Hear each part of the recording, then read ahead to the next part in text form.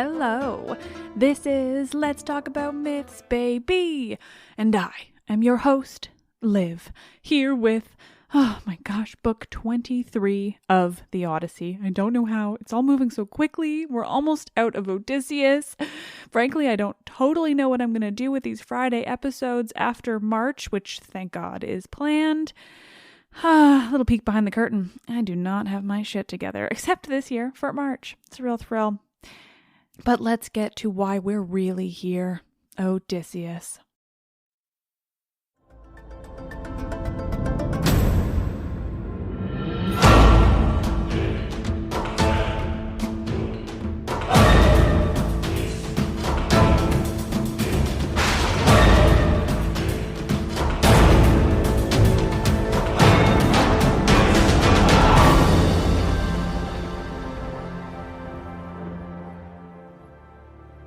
This is Homer's Odyssey, translated by Samuel Butler, Book 23.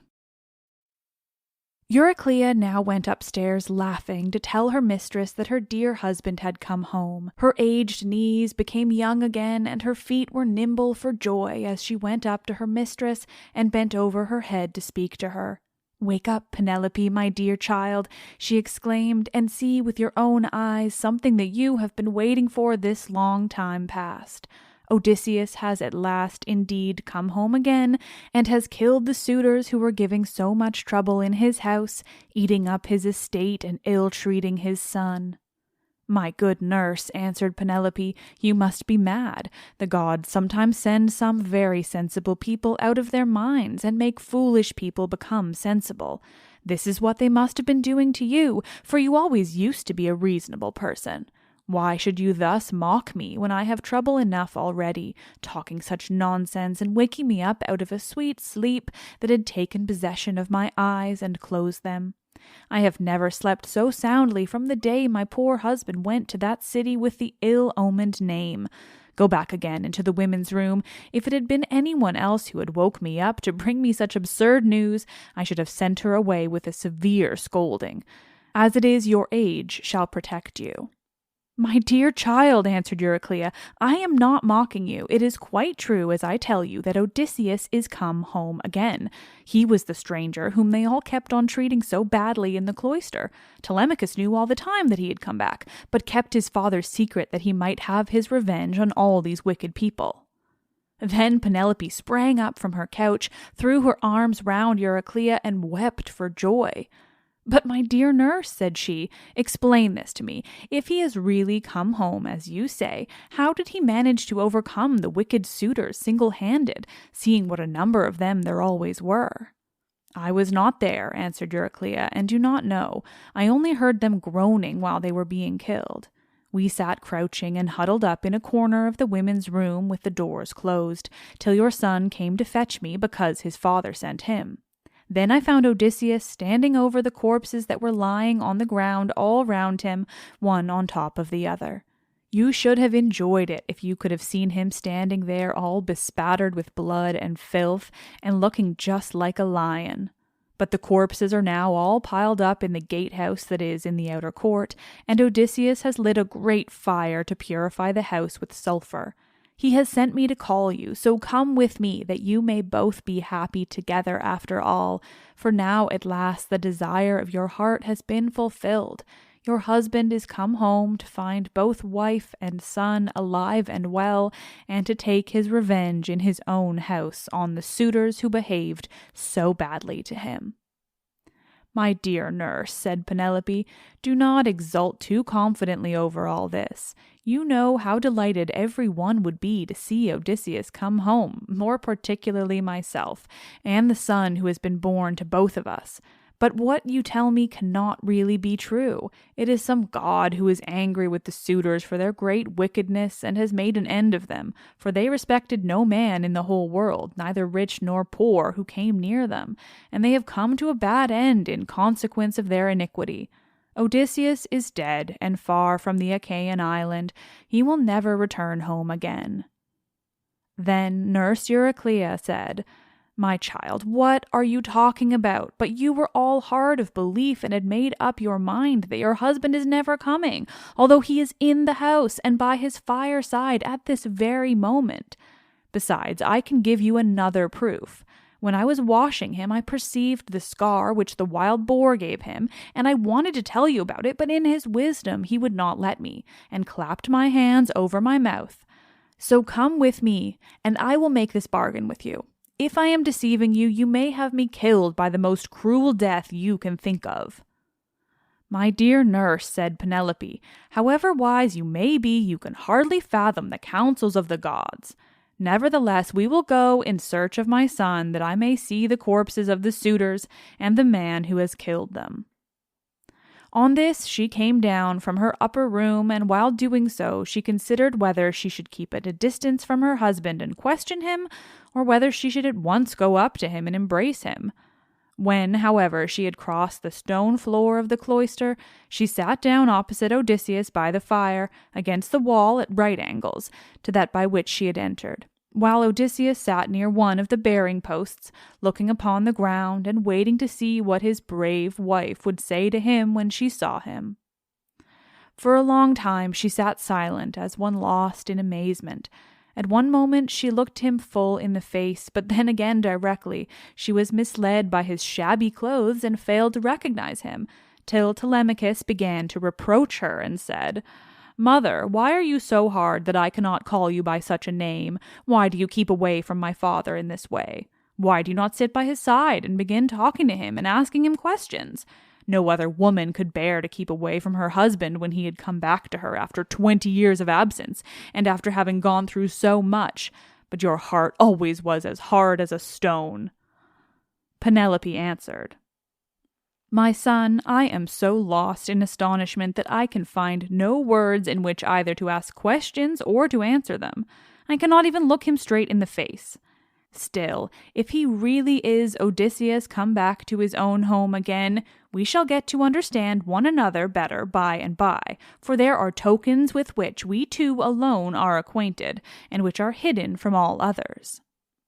Odysseus smiled at this, and said to Telemachus, "Let your mother put me to any proof she likes.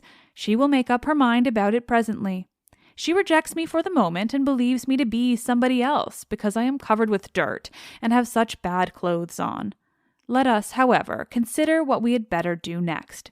When one man has killed another, even though he was not one who would leave many friends to take up his quarrel, the man who has killed him must still say goodbye to his friends and fly the country. Whereas we have been killing the stay of a whole town and all the picked youth of Ithaca, I would have you consider this matter." "Look to it yourself, father," answered Telemachus, "for they say you are the wisest counselor of all the world, and that there is no other mortal man who can compare to you. We will follow you with right good will, nor shall you find us fail you in so far as our strength holds out." "I will say what I think will be best," answered Odysseus.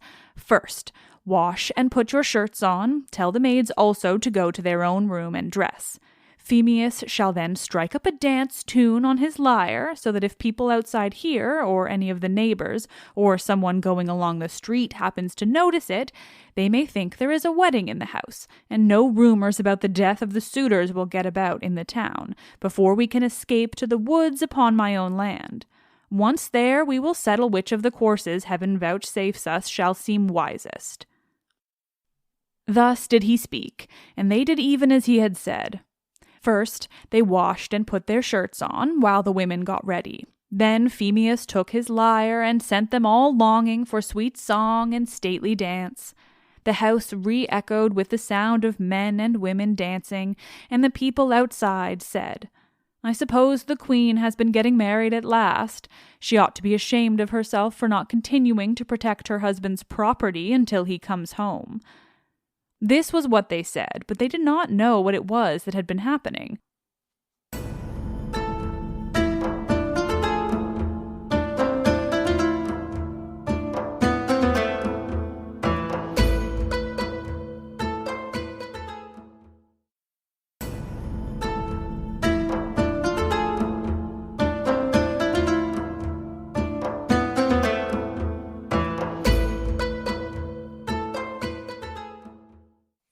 The upper servant Eurynome washed and anointed Odysseus in his own house and gave him a shirt and cloak, while Minerva made him look taller and stronger than before.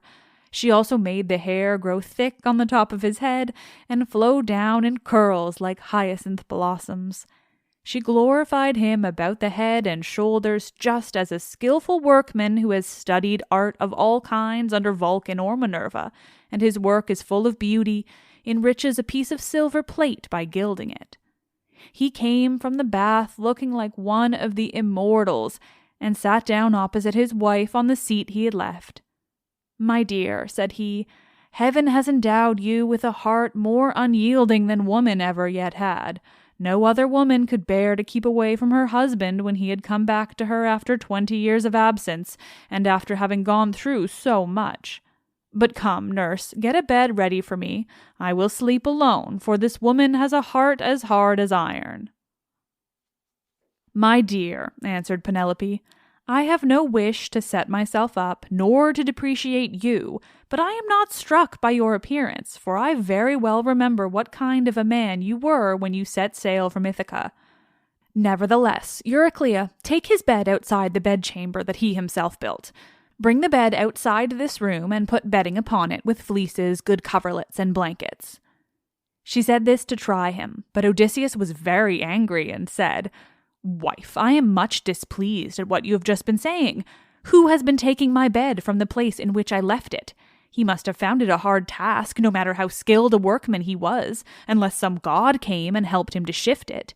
There is no man living, however strong and in his prime, who could move it from its place, for it is a marvelous curiosity which I made with my very own hands.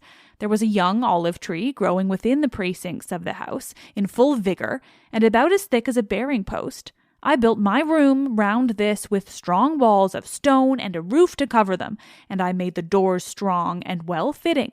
Then I cut off the top boughs of the olive tree and left the stump standing. This I dressed roughly from the root upwards, and then worked with carpenter's tools well and skillfully, straightening my work by drawing a line on the wood and making it into a bed prop. I then bored a hole down the middle and made it the center post of my bed, at which I worked till I had finished it, inlaying it with gold and silver. After this I stretched a hide of crimson leather from one side of it to the other. So you see, I know all about it, and I desire to learn whether it is still there, or whether anyone has been removing it by cutting down the olive tree at its roots." When she heard the sure proofs Odysseus now gave her, she fairly broke down. She flew weeping to his side, flung her arms around his neck, and kissed him. "Do not be angry with me, Odysseus," she cried, "you who are the wisest of mankind.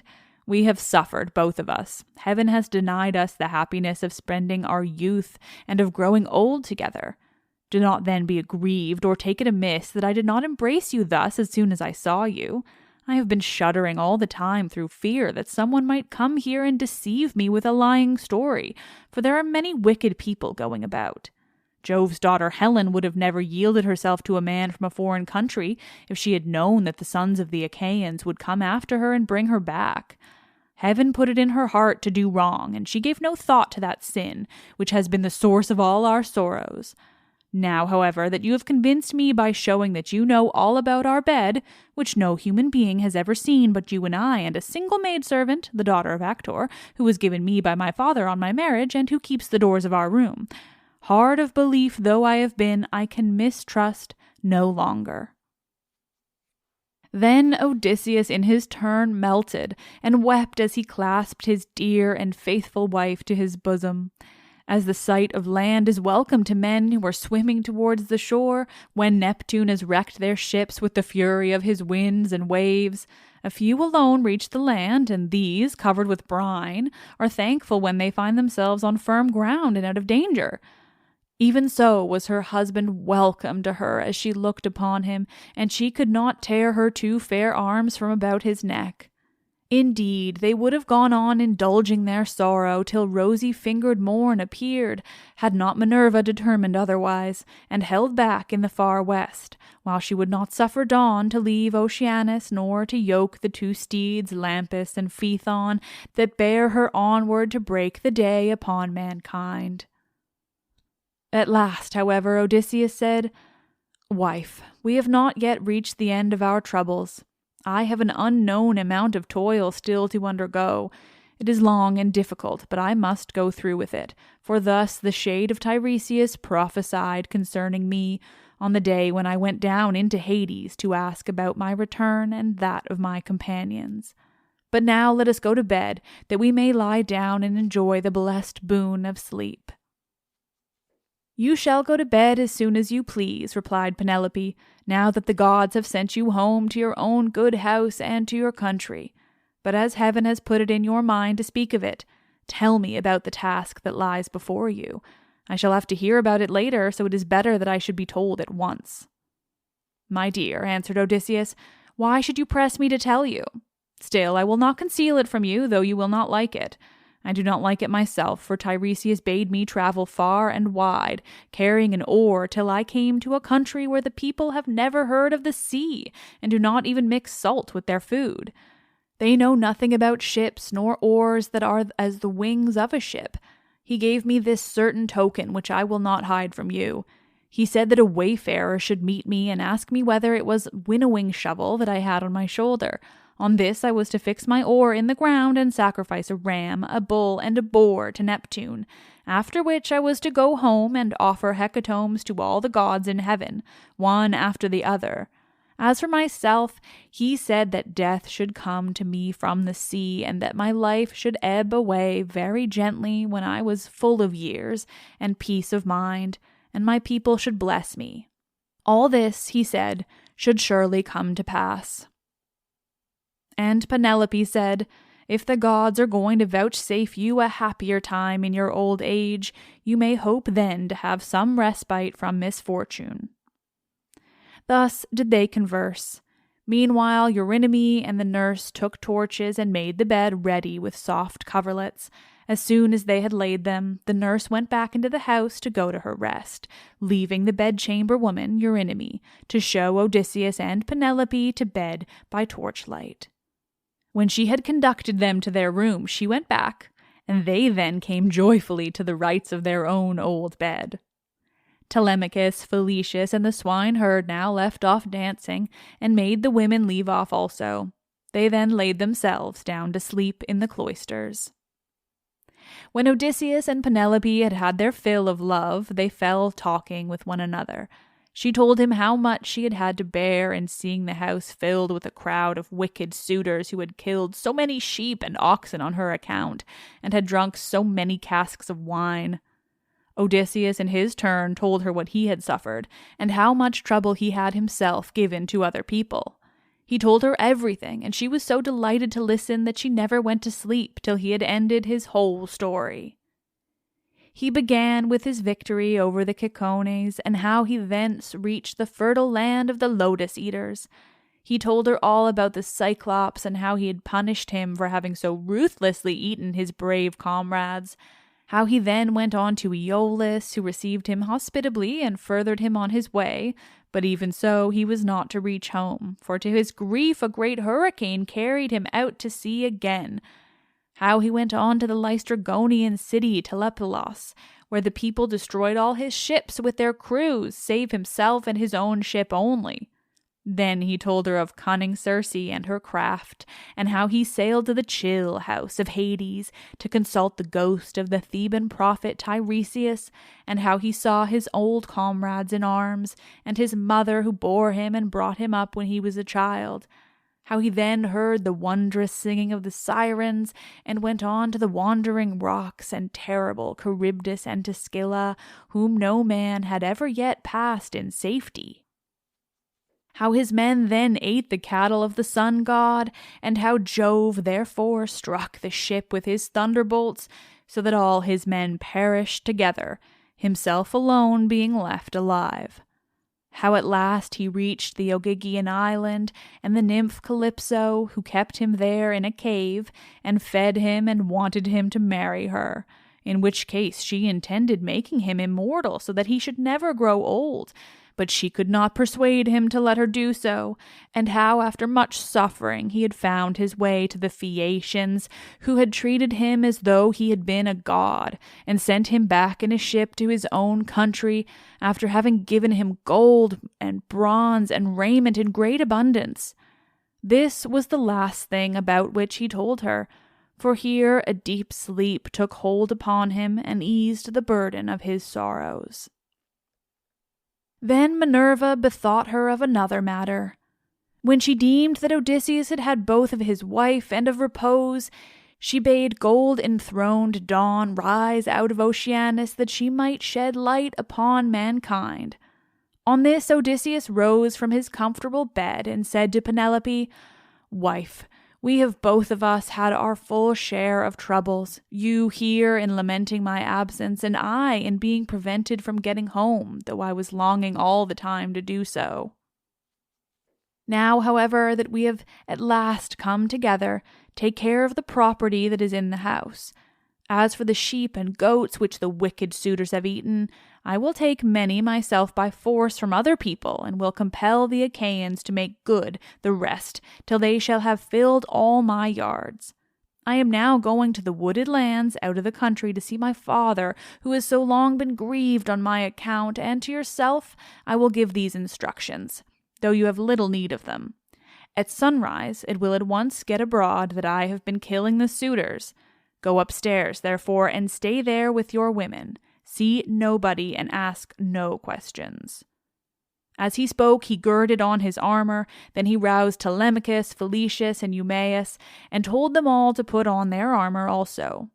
This they did, and armed themselves. When they had done so, they opened the gates and sallied forth, Odysseus leading the way. It was now daylight, but Minerva nevertheless concealed them in darkness, and led them quickly out of the town.